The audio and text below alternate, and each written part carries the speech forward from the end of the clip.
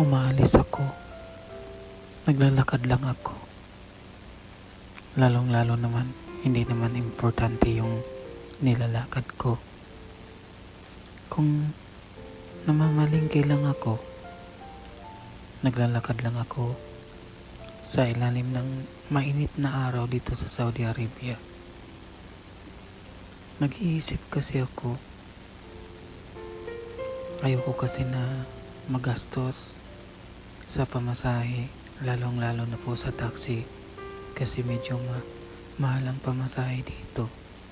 Kaya nagtitiis ako, naglalakad sa ilalim ng mainit na araw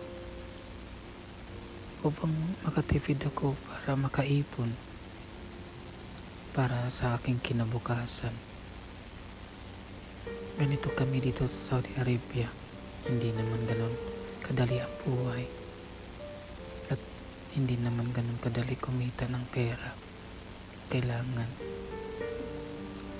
iniisip mo lagi kang mag-iipon kasi hindi mo alam kung hanggang saan yung buhay mo at tumatanda ka na rin para pag umuwi ka sa atin may dala-dala kang pera para matupad mo lahat ang pangarap mo.